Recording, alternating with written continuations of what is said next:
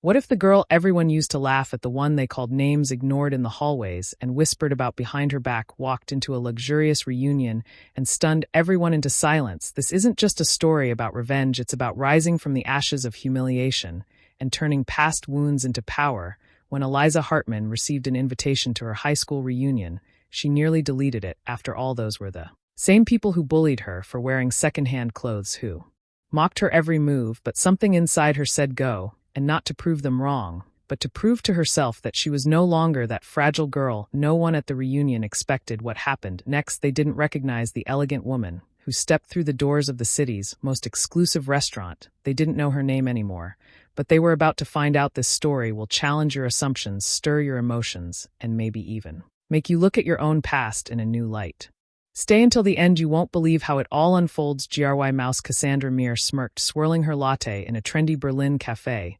She flicked her manicured finger across the screen of her phone, showing a profile photo to her best friend Beatrick Vogel. Beatrick raised an eyebrow. Where I don't see any mice here, Cassandra laughed, her voice echoing through the mostly empty cafe.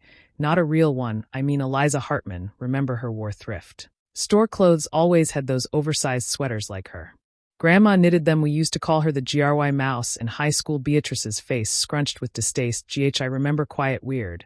And poor, she just accepted the invite, Cassandra said with a wicked grin. Beatrick nearly dropped her cup. Wait, what invite to the reunion? We're hosting it at Lauren, only the classiest restaurant in town. You're kidding? Beatrick rolled her eyes. That place has a dress code stricter than the Vatican. What makes you think she'll even show up? I hope she does, Cassandra smirked. It'll be fun. Watch her squirm when she realizes she doesn't belong. Beatrick shifted in her seat, clearly uncomfortable. Honestly, Cass, it's been 10 years. Maybe we should drop the ACT. Cassandra waved her off. Please, she's still the same nobody with pictures of kittens and inspirational quotes on her feed. Look at her page, flowers, puppies, no job info, nothing glamorous. She probably still shops at charity stores. It'll be hilarious. Later that evening, Beatrick climbed into her aging Mini Cooper. The heater broken for months, snow fell thick across the windshield. She sighed, her breath fogging the cold glass. Despite her flashy appearance and social media presence, money came in fits and bursts. Her savings went to facials, fake nails, and brunches with Cassandra. Every time she glanced at her dwindling bank app, she pushed the worry away, until now. Meanwhile, across town, Eliza Hartman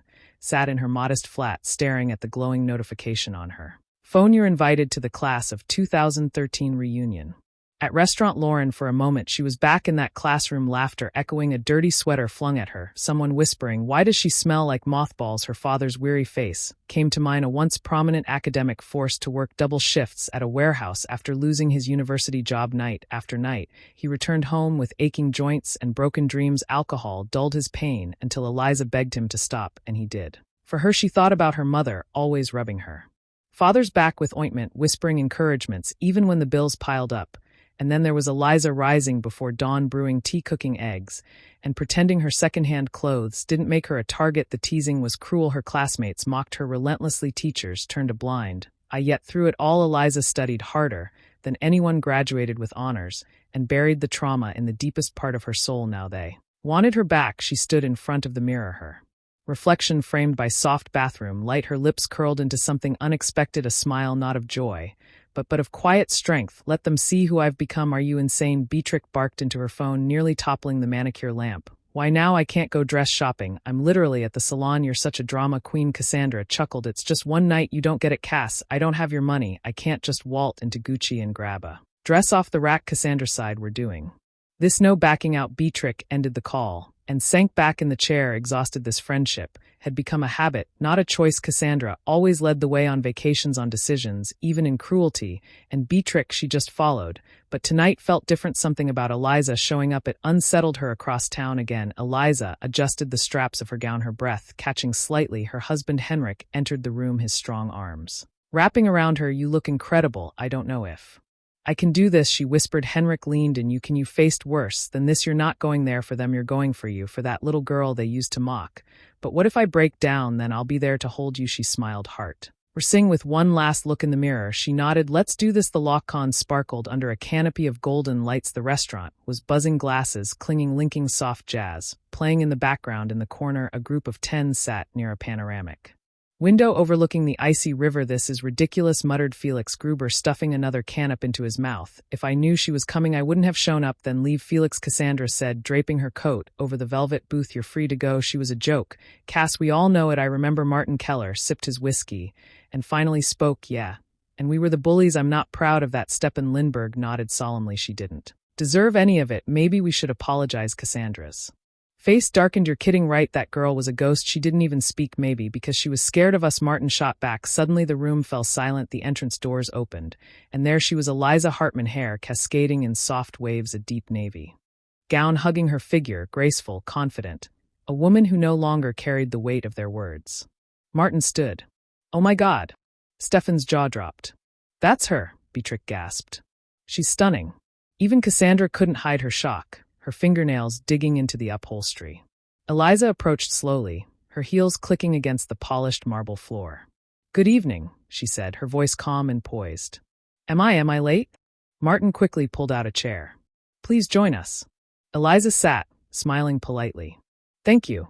Before anyone could speak further, a waiter appeared with a massive bouquet of white orchids.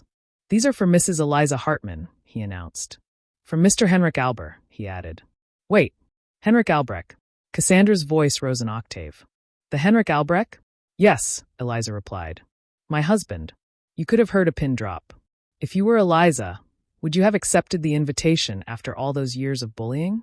Do you think people can truly change after high school, or do they just get better at hiding their judgment? Comment below. What would you say to your old bullies if you had the chance today? If you think Eliza handled this like a true queen, drop a like and heart in the comments. The silence at the table stretched unbearably long, broken only by the faint clink of cutlery from nearby diners. Cassandra's expression twisted, as if she'd swallowed lemon juice. So, you're married to the Henrik Albrecht? As in the CEO of Albrecht Industries. Eliza nodded with calm elegance. Yes. We met during grad school. Beatrix, stunned, barely managed to whisper. Grad school? You went to grad school. I received a scholarship to the European Business Institute. Graduated with top honors. Martin let out a low whistle. That's incredible, Eliza. Really? Thanks, Martin, she replied with a soft smile. The tension hung heavy as a server refilled their glasses. Cassandra, clearly uncomfortable in her own skin for the first time, forced a laugh. Well, isn't this something? Look at us, all grown up. Some of us with companies, some of us with... She hesitated, then smirked. Yeah, fancy husbands. Eliza raised her glass, unfazed. And some of us with the same old attitude.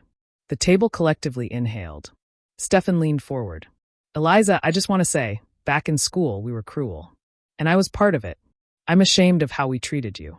Beatrix nodded slowly. Me too. We laughed when we should have stood up for you. Martin added, it wasn't fair. You didn't deserve it. None of it. Cassandra rolled her eyes, but Eliza's gaze remained locked on the others. I appreciate your honesty, she said simply. It's not easy to admit things like that. But I'm not here to drag up old wounds. I'm here because I'm not afraid of my past anymore. Beatrix blinked back tears. You're not angry? Oh, I was, Eliza admitted. For a long time. But anger is heavy, and I had bigger dreams than carrying it around forever. A hush fell again, but this time it wasn't out of awkwardness. It was out of respect. A few seats down, a man who had been quiet all night finally spoke. So you're not just some quiet mouse anymore. Eliza turned to him, offering a gentle but sharp smile. No, I'm the woman who built her own business, who married the man of her dreams, and who walked in here tonight knowing exactly who she is. Cassandra clinked her glass harder than necessary, trying to mask her embarrassment. Well, lucky you. Some of us had to work for what we have. And I didn't? Eliza's voice was calm but cutting. You think I got here by chance? I worked nights while studying. I took care of my parents when my father was ill. I fought for every opportunity one was given. Don't confuse silence with weakness. A few guests at neighboring tables had turned to glance, sensing something powerful unfolding. Beatrix cleared her throat. You own a business? Eliza nodded. Two, actually. One in event planning and one in consulting. I also volunteer with a foundation for underprivileged youth. The server returned with dessert menus. Cassandra pushed hers aside, her appetite gone, along with her illusion of superiority. Just then, a waiter approached with another surprise. Apologies, Mrs. Hartman. There's a car waiting outside with a delivery for you.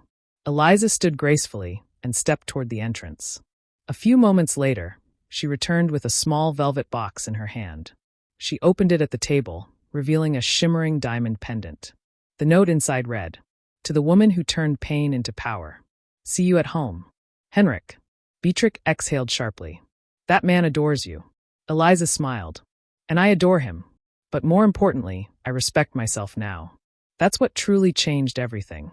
She stood up, placing her napkin on the table. "Thank you for this evening. I wish you all nothing but the best." Cassandra crossed her arms. "Running already?" Eliza turned. "No, Cassandra. I ran for years. Tonight I walked in." And just like that, she left them speechless. If you were in Eliza's shoes, would you have confronted your old bullies or stayed away for good? Let us know in the comments. And if you think Eliza made the right move, drop a like and heart below. As Eliza stepped out of the restaurant into the cold night air, a light snow had begun to fall, soft, delicate flakes catching in her dark hair. The hum of the city faded behind her as she took a deep breath, letting the crisp air settle into her chest. She had done it. She hadn't just survived the night, she had owned it.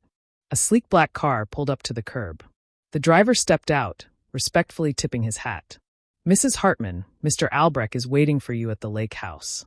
Eliza nodded, slipping into the warmth of the car, her fingers brushing the pendant around her neck. As the city lights disappeared behind her, so did the weight of the past. Back inside the restaurant, the silence around the reunion table was thick with realization. No one dared speak first, not even Cassandra. Martin broke the silence. "Did we just witness the ultimate glow-up or a real-life Cinderella story?" "No," Beatrix said quietly. "We witnessed a woman who built herself from the ashes of our cruelty. And now, she's beyond anything we could have imagined." Stefan pushed his chair back.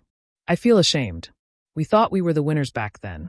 But we're cowards," Cassandra scoffed. "Please, she's just lucky." "No," Cassandra said. "Yuri sharply, she's brave. You called her a mouse, but she walked in here with the dignity of a queen. She faced all of us, every mocking glance, every whispered joke, and she didn't flinch. And you know what stings the most?" Beatrix added, her voice barely a whisper. "She forgave us." Meanwhile, in the car, Eliza was lost in thought. Memories of school days flooded her mind. Not just the cruelty, but the moments of solitude, the quiet victories, the endless nights of studying while others partied. She had cried into her pillow countless times, but she had never let those tears drown her ambition. She remembered the moment she met Henrik. How he had asked about her opinions, not her appearance. How he admired her intellect before he ever noticed her curves. How he loved her for her strength, not in spite of her past. The car slowed as they approached the lake house, nestled between snow-covered pines. Warm light glowed through the windows. Eliza stepped out and walked toward the porch, where Henrik stood waiting with 2 glasses of wine and a blanket draped over his arm. "You were incredible tonight," he said, wrapping the blanket around her shoulders. She smiled, leaning into his embrace. "I didn't expect it to feel like victory." "It's more than victory," he said softly. "It's closure.